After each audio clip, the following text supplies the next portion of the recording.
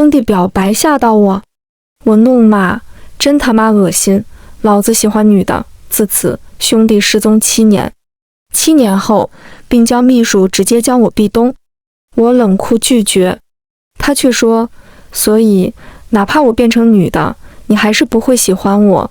家里安排相亲，吃完饭，我送相亲对象回家，刚拉开车门，身后就扑上来个人，死死地搂住我的腰。周一哲，你能不能不要跟他走？紧贴着我后背的人哭音很浓，但听得出来是谁。上个月人事部招了个秘书给我，叫孟岩，说是高校毕业，能力出众。我信了邪，放在身边。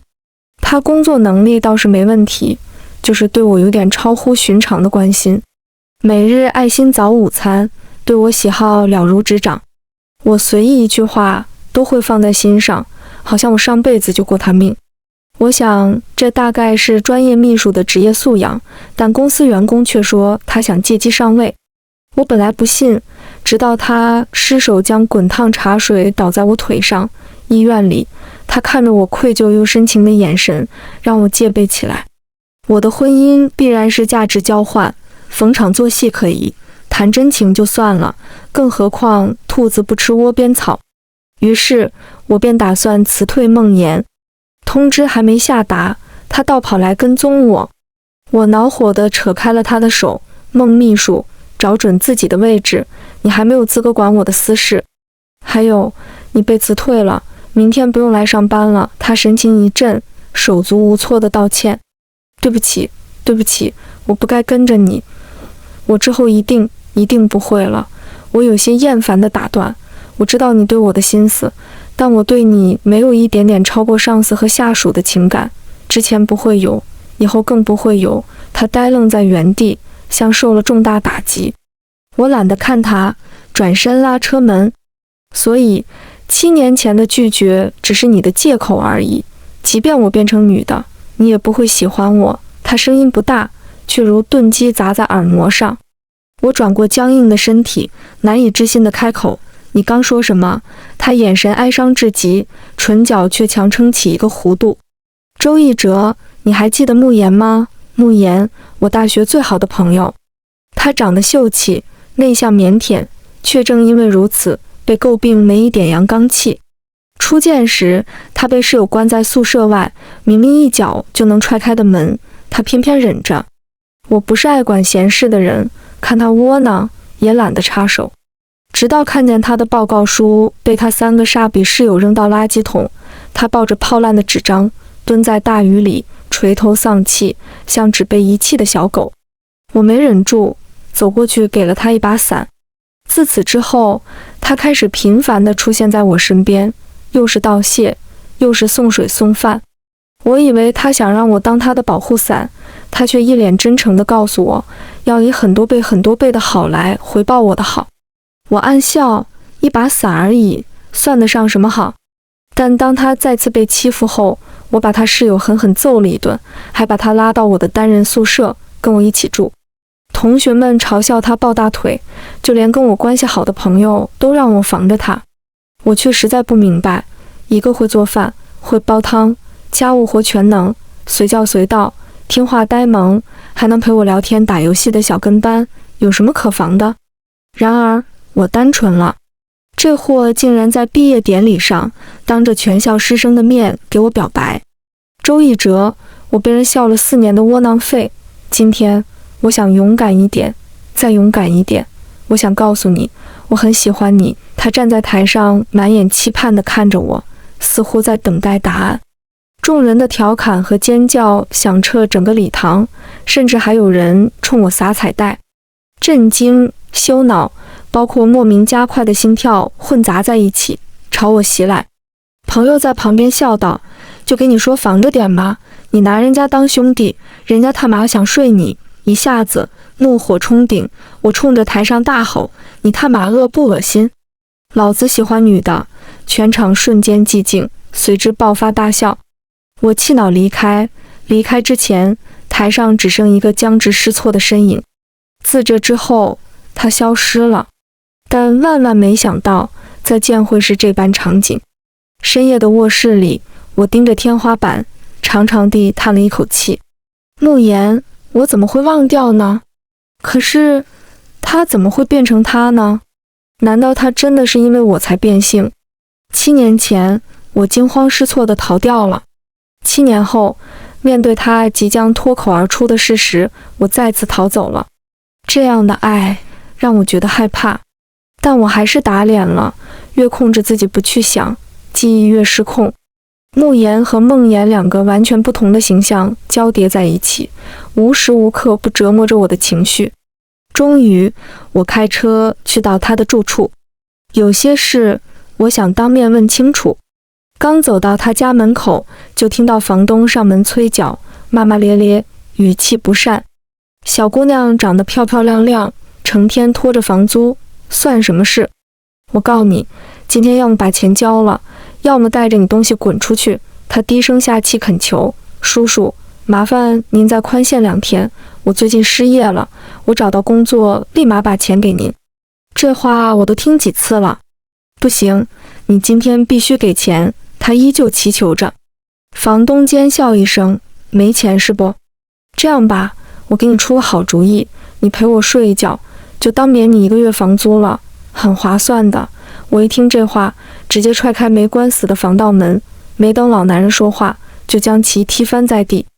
你他妈的，给谁在这耍流氓呢？一脚不过瘾，我按住他，上了拳头。老男人呜呜痛叫，不住骂娘，还扬言要报警。我揪着他衣领，怒极反笑，报警？想吃牢饭尽管试试。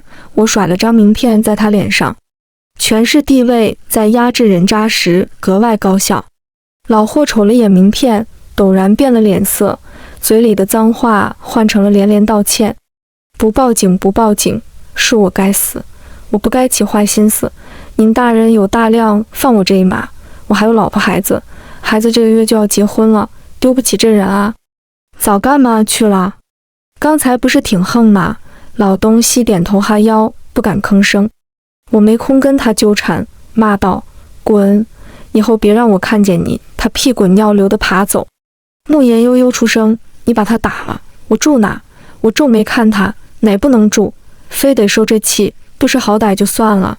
就说从以前到现在，慕言的脑回路一直异于常人，别人是睚眦必报，他是被欺负成麻瓜，却从不反击。他垂下眸子，周一哲，我不是你，我没有多少钱，也没有工作，这里是我能找到最实惠且最安全的住处了。我一下哽住，我忘了，以前他就说自己穷，父母早逝，他独自一人在山村长大，靠着镇上人资助上了大学。没钱确实是他的常态，所以他打以前就勤工俭学。至于没工作，我是辞退他的始作俑者。见我不说话，他又问：你来这做什么？那天不是说要开除我吗？不知怎么，我嘴上一软，气话而已。我想了，你在工作上没什么过失，没到要开除的地步，所以是我为人上有过失，才会让你说出这样的气话。他问得很轻很淡。我尴尬无言，好一会后才找了个台阶。那个，你回去上班后就别住这了，我给你另外找地方，这里不安全。他不再看我，转身收拾东西。劳你费心，我住这挺好的。我火气蹭的又上来了，妈的，你是不是非得被人强奸了，才知道什么叫为你好？只是刚骂完，我就后悔了。他没有生气，慢慢的走到我跟前，语气清淡，却字字尖锐。周一哲，你为什么对我好？我不是让你感到恶心吗？他离我很近，近到我能看见他结语下的阴影，听见我胸腔里骤然加快的心跳。我不自觉地后退，想了千般万般的说辞，终于想出最愚蠢的一句。毕竟同学一场。他轻轻地笑了，笑意里带着些许失落，却稍瞬即逝。那谢谢你了。周同学本来打算问慕言，他这7年去了哪？变性是不是真的因为我？没想到问题没搞清，却给自己找了个大麻烦。一时心软，让他回公司，不好再反悔，但怕他再粘上来，我另外聘了个秘书，将他调到财务部，做些印发资料的简单工作。可我渐渐发现，不仅是我躲着慕言，他也躲着我。他没住我帮他找的公寓，电梯门里外明明只我一人的电梯，他却硬是等下一班。高层巡视各个部门，到了财务部，他站在最靠里的角落，始终低头不语。我也从趋之若鹜变成了避之不及。说失落，还确实有点。我本来想这只是男人素来的贱病作祟，可偏偏在无人的楼道里碰见他。我刚熄灭烟头，就看见他站在消防通道门口，握着把手却迟迟不进去。正疑惑，听见门那头传来几声清楚的奚落。这梦妍脸皮也真够厚的，这都能舔着脸回来，不知道给周总下什么迷魂汤了。周总要是能看上他，也不会把他调走。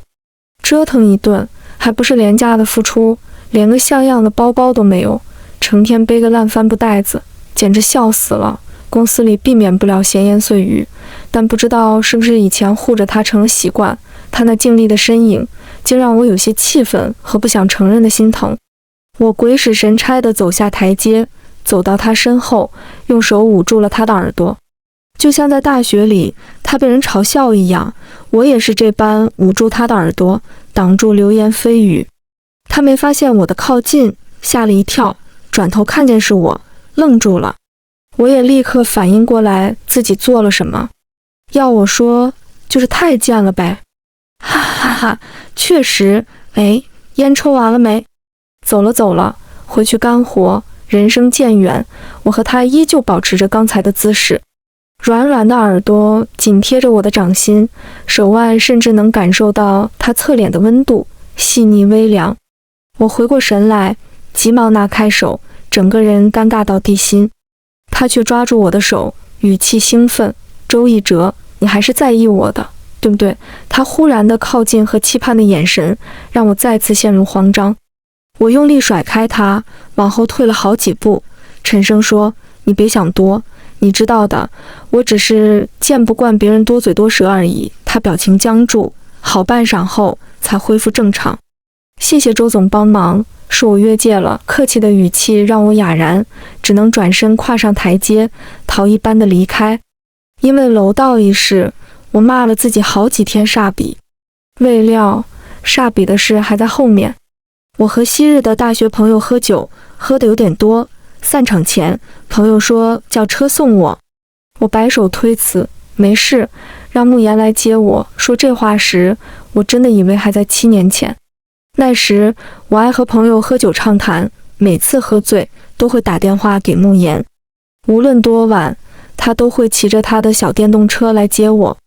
有次下雪路滑，车翻了，他小腿骨折，我有些内疚，说要不是自己非让他接，他也不会惨到3个月都得拄着拐。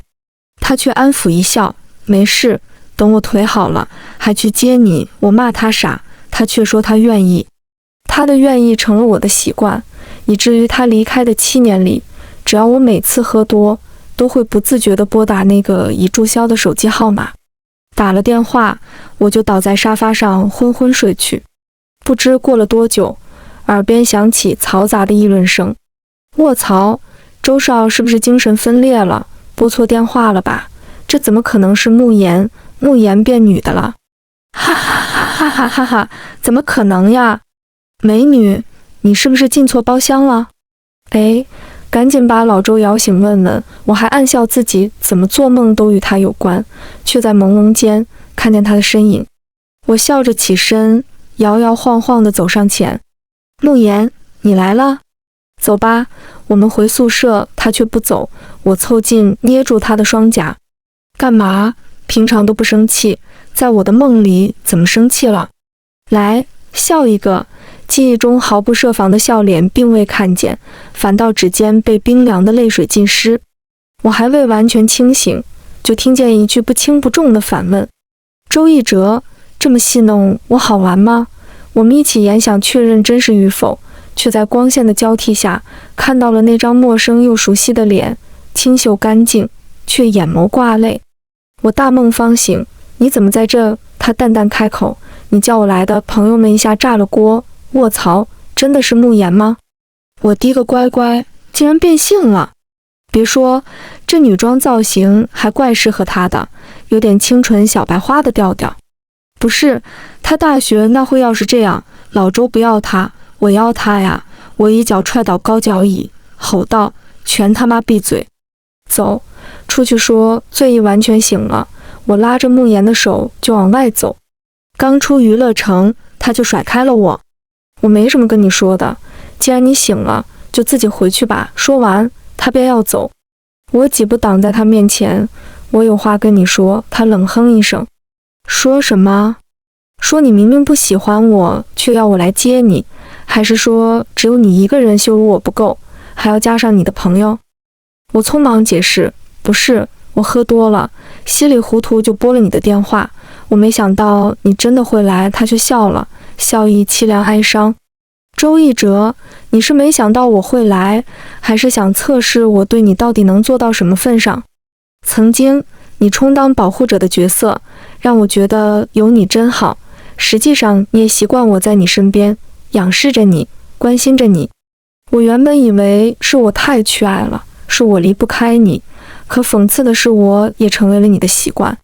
只是这个习惯让你太厌恶了，费尽心思，一次又一次的想拔除掉，想划清界限，让我认清你绝不可能爱我。他字字珠玑，我吞咽了下喉咙，尝试找些话语，却无能为力。一阵风起，他拂开被吹乱的长发，给了我一个轻柔的笑。周一哲，如你所愿，我认清了，恭喜你，不用再感到困扰。我知难而退了。按说我该感到庆幸，但心脏却像被无形之手骤然捏紧，酸痛无力。下意识地抬手想留住他，可他转身就走，消失在灯火点点的街头，只留给我一个孤零零的背影。那瘦弱却挺得笔直的背影，就像镌刻在我眼中的伤痕，深刻刺痛。不想面对朋友们的八卦，我回到了家。深夜的客厅里，我继续以酒精消解情绪。杯杯烈酒下肚后，我仿佛又多了些底气。不就是想让我愧疚吗？老子就不！又不是我求着要他爱的，干嘛非得搞得我欠他一样？可是，他现在怎么那么瘦呢？一觉睡醒，头疼爆炸。到了公司，我把原本2-3天才能处理完的文件，愣是一个上午看完。忙起来才不会瞎想，我如此劝着自己。至于慕言，当成个普通员工就行。可 flag 还没立多久，我他妈就破防了。傍晚下班，我坐电梯到21层，门刚一打开，就看见慕言和财务部新到的副经理吴奇有说有笑地站在外面。两人看见我，愣了一下。吴奇先开口的：“周总好。”慕言也淡淡地跟了句：“周总好。”我了一声。吴奇几步走进来，见慕言还在外面站着，招呼道：“小严，愣着干嘛？快进来呀！”我皱了皱眉：“小严，叫这么亲密？”慕言这才挪着步子走进来。3人的电梯间气压极低，我板着脸站在最里面，目光却落在背朝我的慕言身上。他低着头，中长发别在耳后，露出白白的耳廓，让人想上手若一若。眼看快到1层，我状似不经意地问了句：“住的地方离得远吗？”远的话，我可以让司机送一程。没有主语，但话是对着慕言问的。吴奇这铁憨憨以为我问他，一脸受宠若惊。不远，我叫了车，等会送完梦言，我顺路就回去了。多谢周总体恤，送他回家。我心里一沉，吴副经理挺关照下属啊。吴奇不好意思地摸了摸头，没有，都是跟周总学的。我1楼到了。吴奇客气地向我道别，慕言见样学样，语调毫无起伏：“周总再见。”电梯门关闭的缝隙中，我看见两人朝公司大门走去，并肩同行，挨得很近。我莫名堵心，把关闭电梯的按钮连按好几下。呵，你好，再见。真当我是陌生人？行，那回头我就行使特权，安排高层专属电梯。再 TM 也不见。说是这么说，可实际行动却分分钟打脸。借秘书手机打电话，实则想偷看慕言朋友圈，谁料他设置了3天可见。跑到员工食堂吃饭，瞧见慕言拿出他做的饭菜给吴奇吃。更过火的是，吴奇应酬喝多，慕言竟然出现在饭店门口。我刚好在附近谈事，看见两人上出租车，我开车跟在后面。车子到达一个小区，慕言扶着吴奇进入小区，一夜未出。慕言把当初只对我做的事转移到了另一个男人身上。气愤之下，我把慕言堵在了消防通道。怎么这么快就移情别恋了？他没领会我的意思。你说什么？还装？我都看见了，你和吴奇走得挺近啊，一起吃饭上下班，还一起过夜，是觉得跟我发展无望，开始找新的对象了吗？他眉头紧紧皱起。你跟踪我？我冷笑道。跟踪又怎样？要不是跟着你，我还不相信口口声声说着喜欢我，转头就能送上门给另一个男人睡。慕言气急，抬手欲打我，却被我一把握住手腕。周一哲，你真让我感到恶心，快放开我！他嫌弃的眼神让我彻底失去理智，钳住他的双手困在身后，唇边压了上去。这不算吻，算发泄怒气的撕咬。我紧扣着他的腰，把人往怀里揉。这一刻，我不明白我到底怎么想的，只知道窒息的嫉妒和愤怒要将我覆盖。直到慕言的眼泪掉落，我尝到危险，才停住动作。他眼泪不断掉落，近乎崩溃地喊道：“你是不是非让我死才甘心？”我心头一紧，放开了他。他与我拉开距离，双眼通红，肩膀止不住地颤抖。明明不要我的是你，你凭什么指责我？难道我非得把一辈子压在你身上，任凭你唾弃羞辱，仍甘之如饴，你才满意吗？心碎的反问如利刃，在刹那间贯穿了我的心脏，很疼很疼。周一哲，喜欢你用了我所有的勇气，我把自己拆成一片又一片，扔在与你共度的时光里。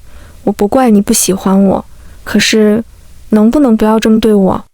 我真的太疼了，以后就当我们不认识好吗？祈求话语落下的同时，我也破碎了。眼看着他步履不稳地走上台阶，我有一种他要彻底消失在我生活中的恐慌。别走！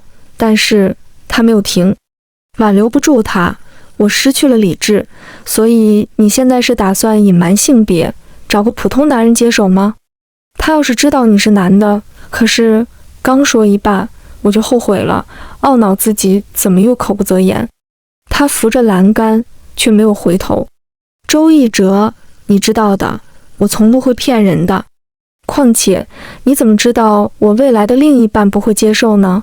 语毕，他再也没有停留。沉重消防门拉开，关闭，背影消失不见，只剩折磨人的寂静。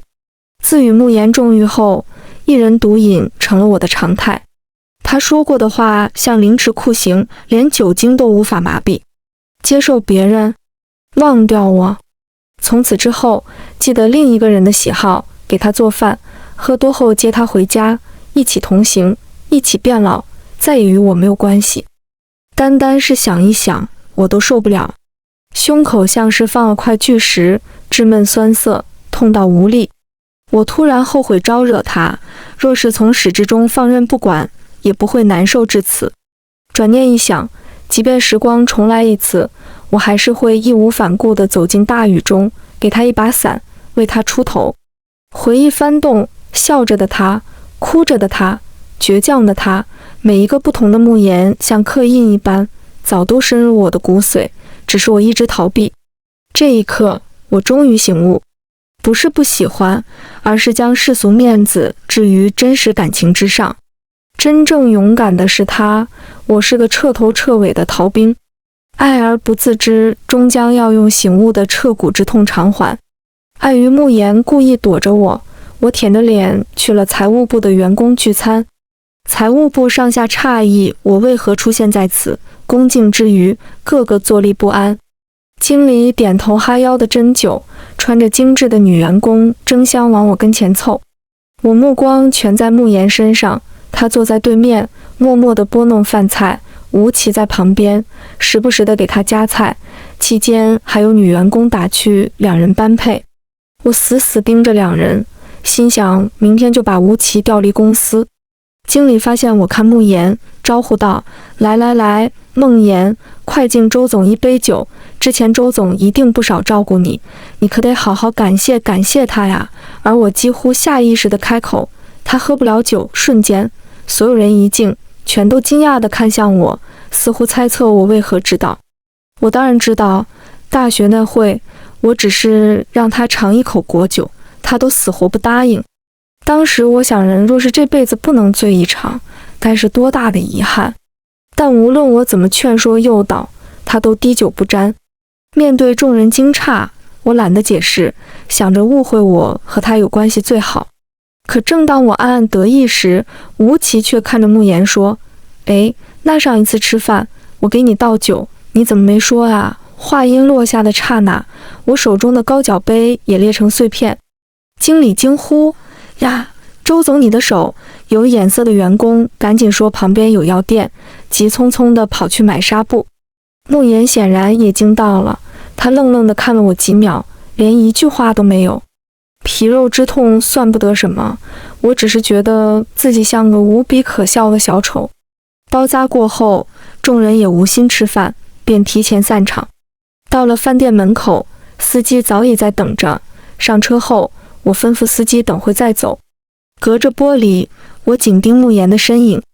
晚间难打车，吴奇明智，提前叫了车。我以为他会一个人走，毕竟这里不是公司，他和慕言并不顺路。可是慕言却再一次走到吴奇身旁。两人准备上车之际，我再也控制不住了。在众人震惊的眼神中，我大步流星地走到慕言身边，拽住他的胳膊：“跟我走。”他没想到我会如此做，眼神惊讶，但很快恢复平静。“不麻烦周总了，这有车。”吴奇显然已经察觉我和慕言关系不一般，却客气地打圆场：“周总，还是我来送梦妍吧。”可我怎么会放手？扫了一眼吴奇，扯唇冷笑：“所以吴副经理要跟我抢？对了，我记得你才调来总部没多久吧？如果不太适应这里的环境，可以继续回东城分公司。”与此同时，慕言语调升高：“周一哲，你还要不要脸？”“是的，我不要脸。”为了能让他回头，我可以使出一切办法，包括以往最不耻的威胁。不过，威胁确实有用。吴奇脸色一变，后退了2步。我笃定地说：“今天，包括以后，只能是我送你回家。”随后，我扛起慕言，无视激烈反抗，朝车上走去。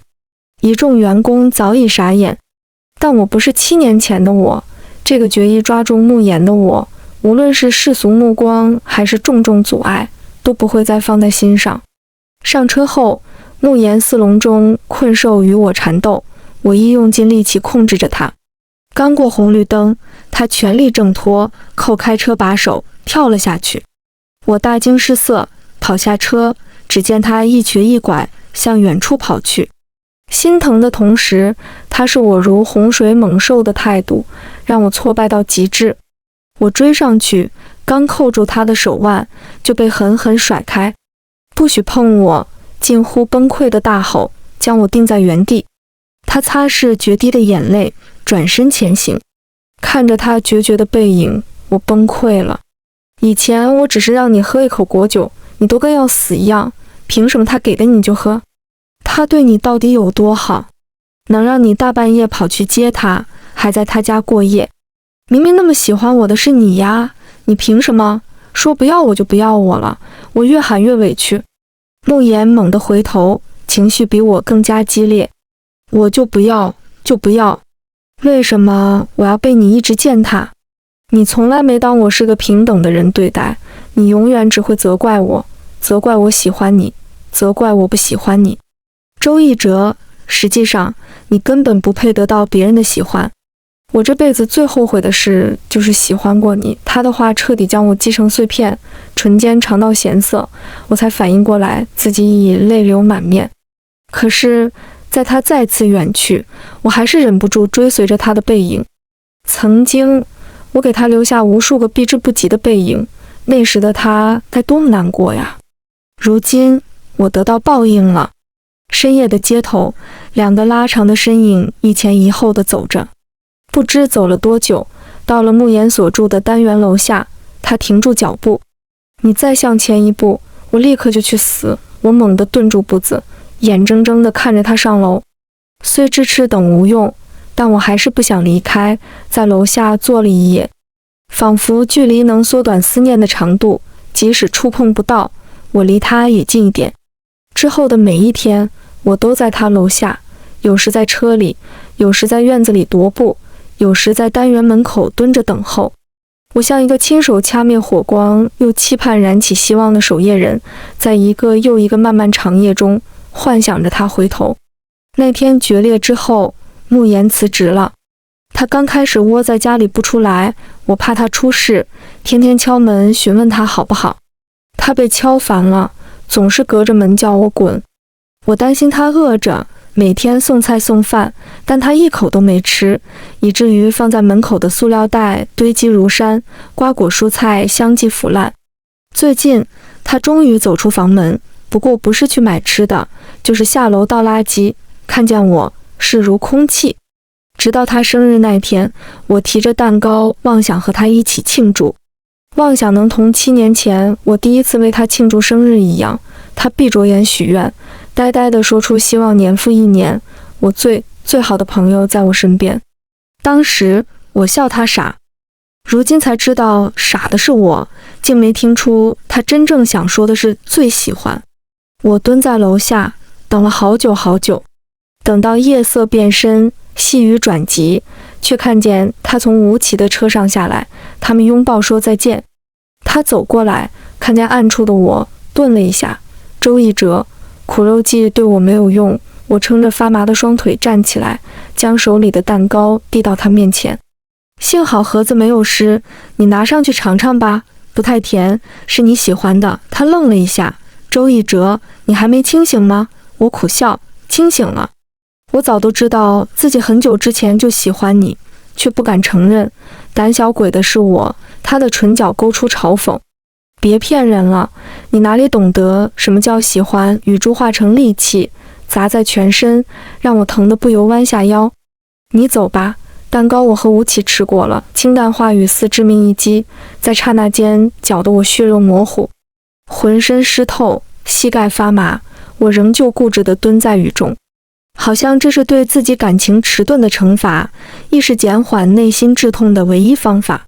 我近乎执着地护着被透明纸壳包裹的蛋糕，一遍又一遍地呢喃着生日快乐，将这些年的愧疚、缺失、爱意全部投注于无人聆听的祝福里。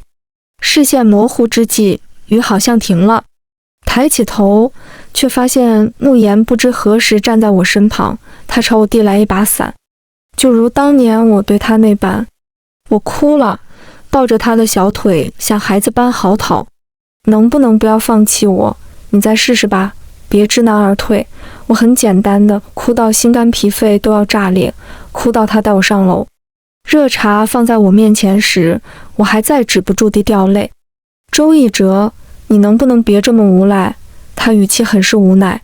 你的喜欢维持不了多久的，你只是觉得出现了竞争者抢走了你的所有物，因此想挽留我，但实际上这样的喜欢很脆弱，没多久你又会将我弃之不顾。我不断摇头，不是的，不是的，我是吃醋，是嫉妒，但我很确定自己的感情。我想保护你，想听你说话，想你在我身边，想陪着你一起变老。我很早就心动了，可那时的我太蠢了，没意识到这就是喜欢。我想起有一年盛夏，他没带钥匙，靠在宿舍门口的梧桐树下等我。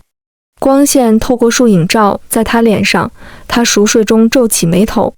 我轻轻地走过去，抬手遮挡耀阳，近在咫尺的距离，我看见他睫羽舒展，唇角微弯，而我想吻他。慕言指尖一动，似有触动。良久之后，他缓缓开口：算了，曾经你在我灰暗的人生里给我了一把伞，今晚这把伞还给你了。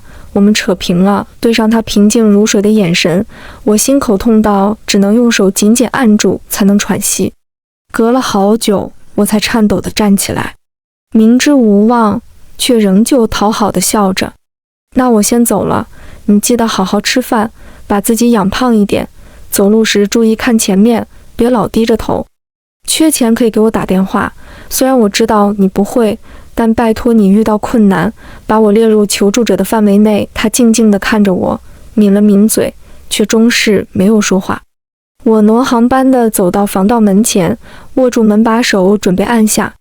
他的声音于身后响起，扯平了，所以我们可以重新开始了。痛苦吞噬了我的理解力，我停住动作，有些疑惑地回望他。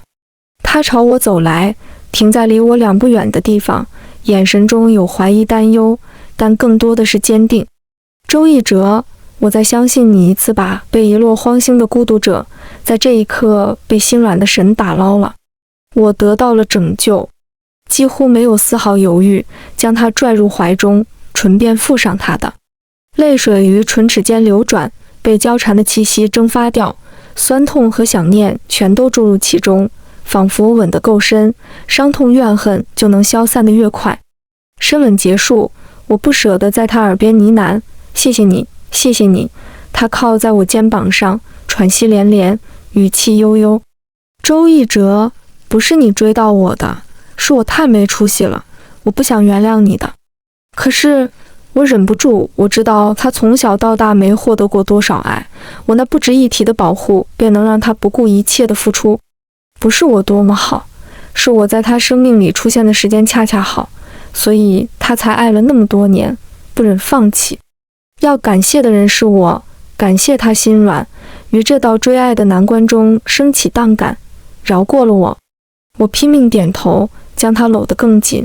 我知道，他捶了下我的后背，松开点，你是不是想勒死我？之后，在他的缓缓诉说中，我才知道他改变性别并非因为我。当年我拒绝他后，他黯然离开。恰逢家乡遭遇旱灾，留守的老人孩子就靠1亩3分田活命。为了回报资助他的乡亲们，他放弃更好的发展，进入一家建筑企业上班，只为更快地赚到钱，解村民燃眉之急。怎料上班第2年，施工地发生事故，他受了重伤，也因此失去作为男性的资格。加之他从小就质疑自己的男性身份，所以即便痛苦，却在获得补偿金后去做了变性手术。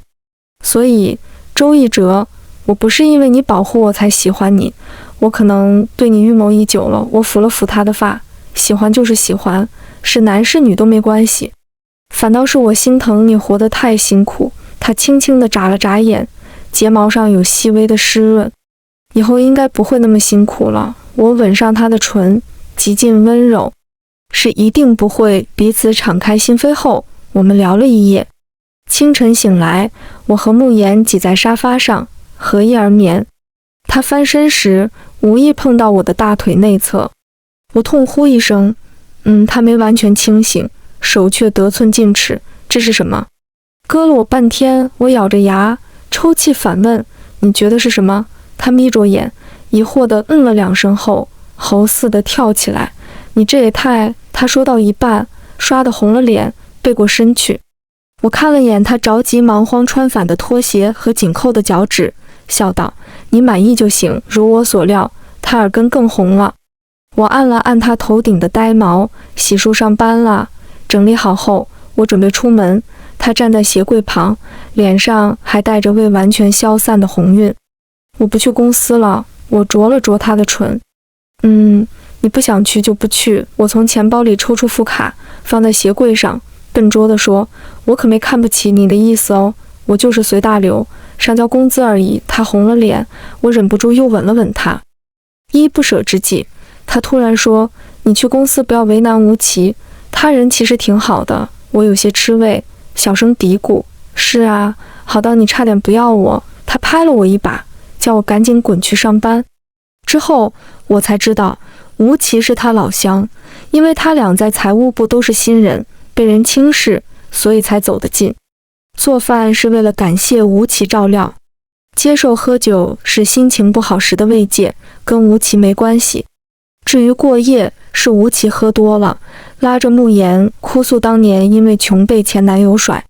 我还是有些吃味，那你过生日还跟他一起过呢，分开时还拥抱呢。慕言不以为意地努了努嘴，哦，那是为了气你，他知道我苦守在楼下，一定会看见。为了激怒，为了测试，为了确定心意，他故意的。我佯装生气地挠他，你可真棒。他笑得一个劲闪躲。玩闹之后，我俩又亲到了一块。他点了点已然蓬勃的那块，咽了咽口水，挺吓人的。我还没准备好，我故意吓他，那你还乱动？不要命啦！他哈哈一笑，把脸埋进枕头里。我轻啄他的耳尖，我没那么心急，我知道我和慕言的关系藏不了多久，我爸妈迟早会知道慕言的存在。我爸为人刚愎自用，独断专行。他知道我和慕言在一起后，私下调查了慕言的过往，叫我回家的第一件事就是跪在院子里的鹅卵石小路上，高尔夫球棍一下又一下地抽在我背上。他的愤怒同时砸来。再问你一遍，跟不跟他分开？不可能，我斩钉截铁地重复。他更气了，手上的力道越发重，我的心肺几乎要被震出来。你个畜生，既然这么放不下那个人妖，那我找人做了他。我了解我爸的脾气，越忤逆越重压，所以从小到大我在外如何乖张，对他始终耳提面命。但这一次，我笃定地对上他暴怒的眼神。你敢动他一根手指，我在跟他一起死之前，会先让你进监狱。他怔了一下，不怒反笑。好啊好啊，真没看出来你这小畜生还有这本事，给我憋着劲呢是不？早都想违背你老子了吧？我告诉你，你妄想。他说完，想让亲信把我关进暗房。小时候我一不听话，他就会把我关进去。可是这次他不灵了。我早料到有这一天，所以一点点掌握公司大权，同时培养自己的人。他以为自己还是当初呼风唤雨的大人物，却没想到他的亲信也会被我收买。而这顿挨打，只当我给他的最后一点孝顺。他看着本属于他的人站在我这边，气急败坏，却无可奈何。我妈上前劝我，叫我对我爸好点。望着对父亲深情一辈子却没有名分的妈妈，我心怀不忍地抱了抱她。妈，我离不开他。倒是你应该离开他。他眼泪连连地看着我，说不出话。我知道劝不动，他也在单方面的深情中异化了自己，焐热一块没有温度的冰，成了他一生的任务。回去后，慕言轻抚着我后背的伤痕，满眼心疼。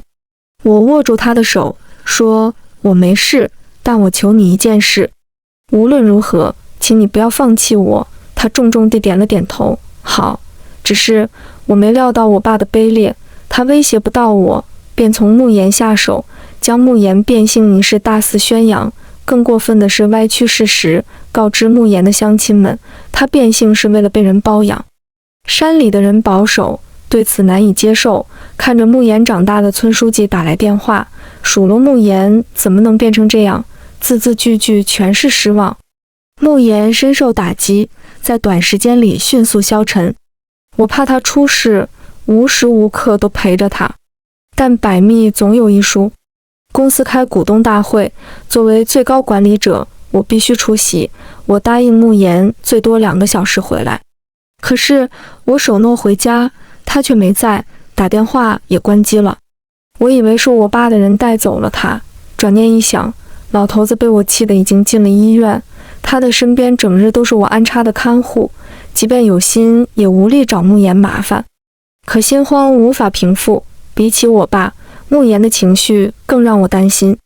中秋节，万家团圆的氛围中，我近乎绝望地穿过一条又一条街道，寻觅着他的踪迹。保镖亦不停歇，但回复给我的却是一句句对不起，周先生，还没找到。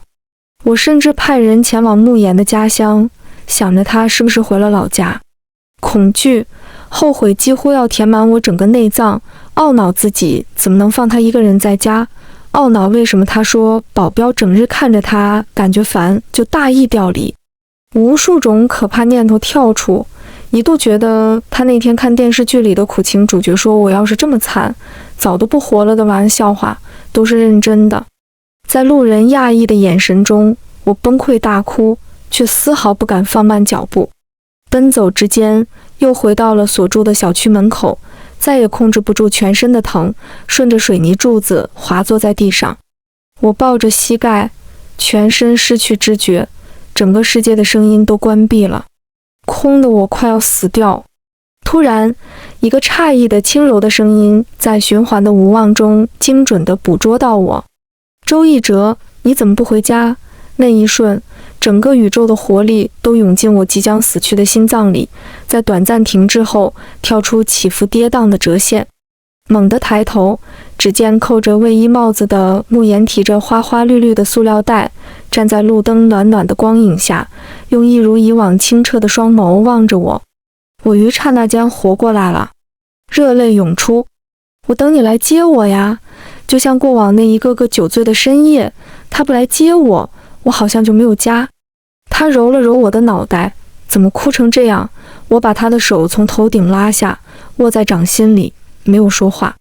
失去的恐慌放在心里都已经够可怕了，再用语言描述一遍，太残忍了。但也许是过往的陪伴在我们之间铺就了默契，他秒懂了我的眼泪。我想着今中秋，好歹的做顿饭庆祝一下，去菜市场买完菜手机就没电了，想着你找不到我可能担心，我赶紧往回走。谁成想过马路跟人撞上，买的螃蟹掉了一马路，我追螃蟹追了好半天，过路的人都笑我，可是少一只我都难受。怪贵的，他越说越小声，我心里一动，搭着他的手站起来，又哭又笑。怎么意外这么多呀？他也不好意思地笑了，明明有点笨笨的，眉眼却弯成最勾人的形状。太阳穴赠的绷紧，手臂如骤然发射的弓弦，带着人就进了怀里。吻，正中心底最软的那一块地方。到了最后，我还是没忍住，埋在他的肩膀上诉苦。你不见的这几个小时，我把这辈子的噩梦都做光了。我以为你放弃自己，也放弃我了。他摸了摸我的后脑勺，似乎在找合适的安慰话语。好半晌后，才说：周一哲，要不你还是让保镖跟着我吧，这样你放心。而且下次螃蟹要是再跑了，人多也好抓。圆月挂树梢，一顿得来不易的团圆饭吃完后，我乖乖地去洗了碗。从厨房出来，慕言趴在沙发上，松松的裤管滑至膝盖，露出两条细白的小腿，脚丫一摇一晃，是诱惑的信号。我对这种信号常常不能免疫，却每每靠自制力作罢。想进入旖旎，想跳进谷底，想把欲望炸成一团烟花，无止境地盛放着，但怕他害怕。我压下悸动，坐在他身边，捉住那节纤细脚踝，按在手心里，不让他动，也克制情动。我看着电视转移注意力，他却挣脱控制坐起来，凑近。周一哲，今天我回来了，你是不是很开心？废话，失而复得是最有力的慰藉。那庆祝一下吧。你做的饭很好吃。我以为他说的庆祝是团圆饭。他掰正了我的脸，眼眸里闪着认真的光。我准备好了。我迷惑了一下，却在他贴上的唇之后明白了意思。蜻蜓点水的吻相，骤然收紧的抓手，狠狠拿捏住我的心脏。心跳狂动间，我十分费力地对上他的双眼。确定吗？他没有回答，双手攀附上我的脖颈，用行动代替一切。他吻技很差，但青涩恰恰是毁灭级的手段。所谓的克制轰然倒塌，我几乎猎杀般地吻住了他。是咬、纠缠，爱与欲在顷刻间蓬勃爆长，蔓延到床榻之上。吻不断向下，探寻未知，却在吻到他小腹处的伤疤时停顿了一下。他慌忙用手盖住，是不是吓到你了？那就不要做了，不做也可以的。我俯下身子亲吻他的手背，用满腔的心疼回应他的不安。